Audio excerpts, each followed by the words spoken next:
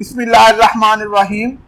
Corona virus کی وبا اس وقت پوری دنیا میں قیامت ڈھا رہی ہے۔ ایک عام خیال یہ ہے کہ یہ وائرسز دنیا سے ناپید ہو جائیں تو کتنا اچھا ہو، کیونکہ ان خود بینی جسیموں نے ہی پوری انسانیت کو مصیبت میں مبتلا کر رکھا ہے۔ یہ مصیبت دور حاضر کی پیداوار نہیں ہے، بلکہ پہلے بھی ہزارہ برسوں سے وائرس کے دوش میں آنے والی وباؤں نے پوری کی پوری انسانی آبادیوں کا صفایا کر دیا تھا۔ 1918 میں انفلوئنزا کی وبا نے 5 سے 10 کروڑ انسانوں کو موت کے گھاٹ اتارا تھا، جبکہ 20ویں صدی میں چیچک کی وبا نے ایک اندازے کے مطابق 20 کروڑ افراد کو ابدی نیند سلا دیا تھا۔ ماہرین کا کہنا ہے کہ جس طرح اس وقت کووڈ-19 کی ہلاکت خیزی جاری و ساری ہے، اسی طرح آنے والے برسوں میں بھی مہلک وائرسز کے تباہ کن حملے جاری رہیں گے اور اس سے مکمل چھٹکارا کبھی ممکن نہیں ہوگا۔ اگر انسانوں کو یہ موقع دیا جائے کہ وہ کسی جادوئی چھڑی سے تمام وائرسز کو غائب کر دیں تو لوگ اس کام کے لیے ایک دوسرے سے بازی لے جانے کی کوشش کریں گے، خاص طور پر موجودہ صورتحال میں، لیکن یہ ایک بھیانک غلطی ہوگی۔ ایسا کرنا ان وائرسز سے بھی زیادہ تباہ کن ہوگا۔ یونیورسٹی آف وسکنسن میڈیسن میں وبائی امراض کے ایک ماہر ٹونی گولڈ برگ کا یہ کہنا ہے کہ اگر تمام وائرسز اچانک غائب ہو جائیں تو یہ دنیا بڑی شاندار جگہ بن جائے گی، لیکن صرف 1.5 دن کے لیے، اور پھر ہم سب مر جائیں گے۔ یہ ہے وہ اصل حقیقت۔ یہ وائرسز دنیا میں جتنے بھی اچھے کام کرتے ہیں، ان کے مقابلے میں ان کے برے کاموں کی کوئی حیثیت ہی نہیں۔ وائرسز کی ایک بہت بڑی اکثریت ایسی ہے جو انسانوں کو امراض میں مبتلا نہیں کرتی، اور بہت سے ایسے بھی ہیں جو ماحولیاتی نظام کو درست اور متوازن رکھنے میں کردار ادا کرتے ہیں۔ دوسرے بے شمار وائرسز وہ ہیں جو پھپھوندے سے لے کر نباتات تک اور حشرات سے لے کر انسانوں تک تمام ذی حیات وجود کو صحت مند رکھتے ہیں۔ میکسیکو کی نیشنل آٹونومس یونیورسٹی میں وائرولوجسٹ سوزانا شیریڈن کہتی ہیں کہ ہم سب زندہ مخلوق ایک توازن میں زندگی بسر کرتے ہیں، اور ہمارے درمیان میں یکسانیت اور اعتدال لازم ہے، اور وائرسز بھی اس توازن کا ایک حصہ ہیں۔ میں یہ سمجھتی ہوں کہ ہم وائرسز کے بغیر زندگی کا تصور بھی نہیں کر سکتے۔ ہم میں سے بہت سے لوگ روئے زمین پر زندگی کو رواں دواں رکھنے میں وائرسز کے کردار سے لا علم ہے، کیونکہ ہماری تمام تر توجہ ان وائرسز پر مرکوز ہوتی ہے جو انسانیت کو آزار میں مبتلا کرتے ہیں۔ وائرس سے متعلق تقریباً تمام ماہرین صرف اور صرف پیتھوجینز کا مطالعہ کرتے ہیں، یعنی وہ وائرسز جو بیماریوں کا سبب بنتے ہیں۔ ابھی کچھ عرصہ پہلے کچھ جرات مند ریسرچرز نے ان وائرسز کے بارے میں تفتیش شروع کی ہے جو ہمیں اور اس کرۂ ارض کو ختم کرنے کے بجائے زندہ رکھتے ہیں۔ سائنسدان یقینی طور پر یہ بات جانتے ہیں کہ وائرسز کے بغیر روئے زمین پر نہ تو کوئی زندگی باقی رہ سکتی ہے اور نہ ہی یہ سیارہ جسے ہم زمین کہتے ہیں، اور اگر ہم چاہیں بھی تو اس دھرتی پر موجود تمام وائرسز کو نیست و نابود کرنا ناممکن ہوگا۔ ان وائرسز کے بغیر دنیا کیسی ہوگی؟ اس کا تصور کر کے ہم نہ صرف یہ بات اچھی طرح سمجھ سکتے ہیں کہ ہماری بقا کے لیے وہ کتنے اہم ہیں، بلکہ یہ بھی کہ ہم ان کے بارے میں کتنا کم جانتے ہیں۔ کارن موئلنگ جرمنی کی ایک ممتاز وائرولوجسٹ ہیں جنہوں نے ایڈز اور کینسر پر خاصا تحقیقی کام کیا ہے۔ ان کا یہ کہنا ہے کہ وائرسز زندگی کی عمارت کی تعمیر میں استعمال ہونے والے بلاکس ہیں، اور ان کی وجہ سے ہی انسانی ارتقاء ممکن ہوئی ہے، لیکن یہی وائرسز ہمیں بیمار بھی کرتے ہیں۔ جب وائرسز کی وجہ سے لوگ بیمار ہوتے ہیں تو زیادہ تر صورتوں میں اس کا الزام بھی انسانوں کے سر آتا ہے، کیونکہ وہ ان کے توازن کو بگاڑ دیتے ہیں۔ کارن موئلنگ کا یہ بھی کہنا ہے کہ آسمان میں جتنے ستارے ہیں ان کی تعداد تو کوئی بھی نہیں جان سکتا کیونکہ جو ستارے ہمیں نظر آتے ہیں ان ہی کو شمار کرنا ناممکن ہے۔ وائرسز کی تعداد ان ستاروں سے بھی زیادہ ہے۔ وہ کہتی ہیں کہ دنیا میں کوئی بھی ذی حیات مخلوق ایسی نہیں ہے جس میں وائرس نہ ہو۔ یہ وائرسز ہر جگہ ہیں، ہر زندہ چیز میں، ہوا میں، زمین پر، سمندر میں، ہر جگہ موجود ہیں۔ سب سے پہلی اہم بات تو یہی ہے کہ ریسرچر ابھی تک یہی نہیں جان سکے کہ ان وائرسز کی کتنی قسمیں یہاں موجود ہیں۔ اگرچہ ہزاروں کی تعداد میں ان کی درجہ بندی کی جا چکی ہے، لیکن ابھی لاکھوں اور کروڑوں قسمیں مزید ہو سکتی ہیں۔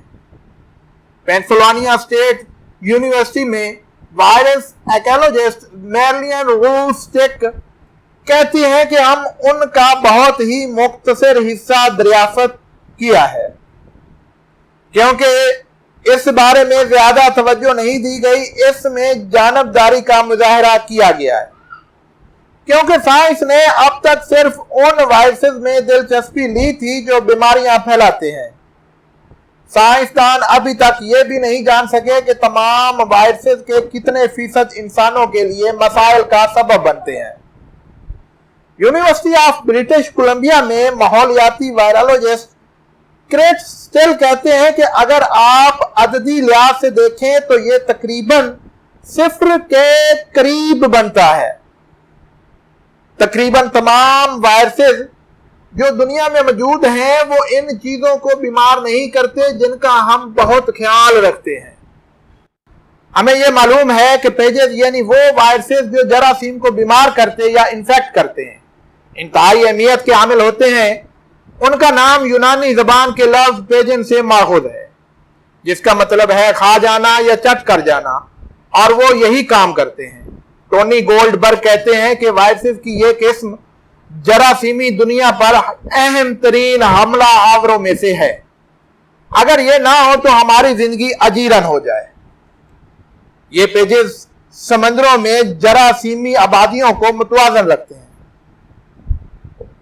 نہ صرف سمندروں میں بلکہ روئے زمین کے تمام تر ماحولیاتی نظام میں توازن کا قیام انہی کی وجہ سے ہے۔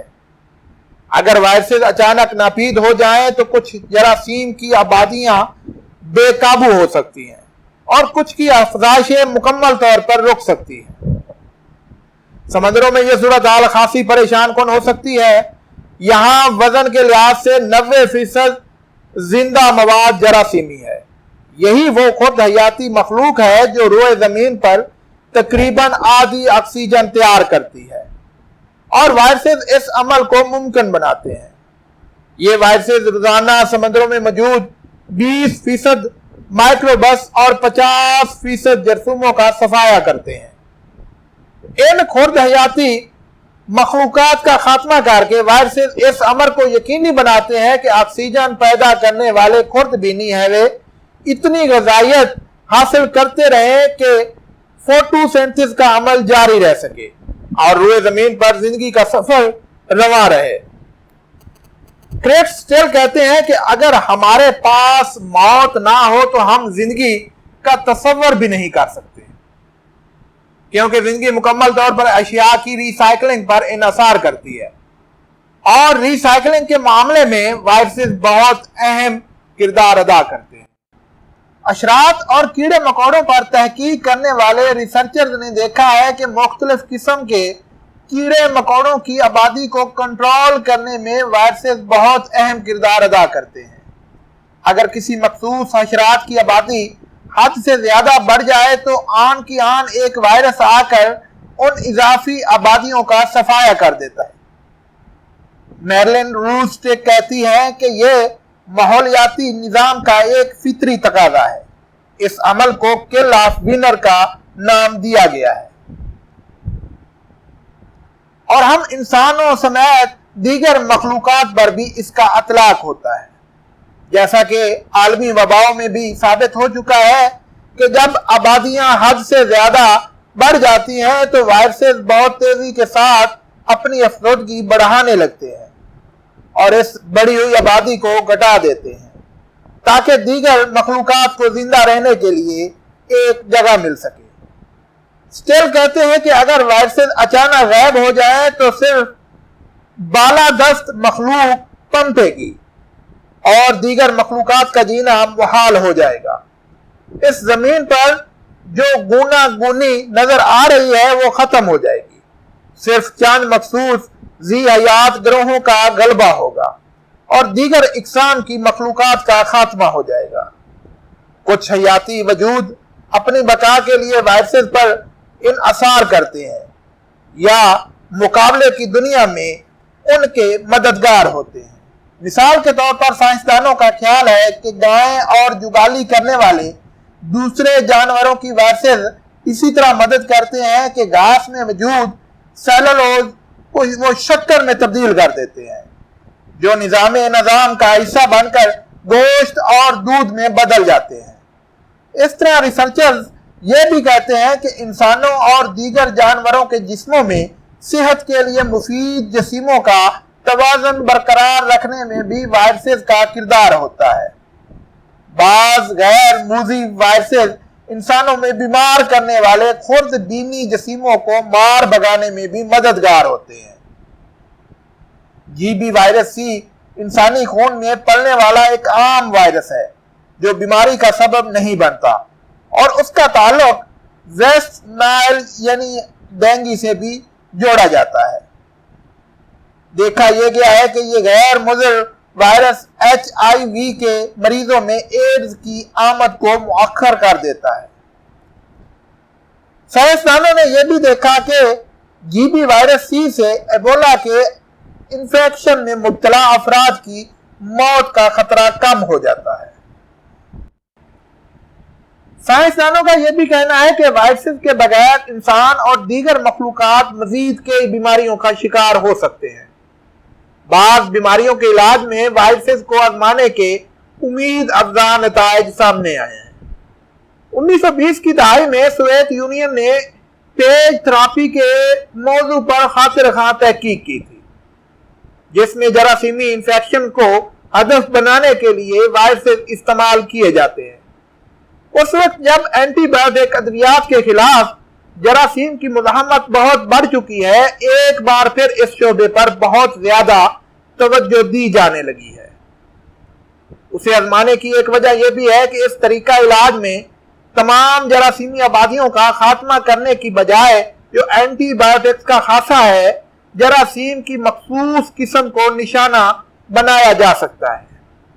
اسٹیل کا کہنا ہے کہ اینٹی بایوٹکس کی ناکامی کے بعد وائرسز کے استعمال سے بے شمار جانیں بچائی گئی ہیں۔ آنیولائٹک وائرسز وہ خاص طور پر سرطانی خلیات کو انفیکٹ کر کے انہیں تباہ کرتے ہیں۔ کینسر کے علاج میں انہیں بھی آزمایا جا رہا ہے کیونکہ یہ زیادہ مؤثر اور کم نقصان دہ سمجھے جاتے ہیں۔ گولڈ برگ کہتے ہیں کہ نقصان دہ جراثیم کو نشانہ بنانا ہو یا کینسر کے خلیات کو تباہ کرنا ہو، علاج کے طور پر استعمال ہونے والے یہ وائرسز ان خوردبینی گائیڈڈ میزائلوں کی طرح کام کرتے ہیں جو جسم کے اندر جا کر ان خلیات کو اڑا دیتے ہیں جنہیں ہم دیکھنا نہیں چاہتے۔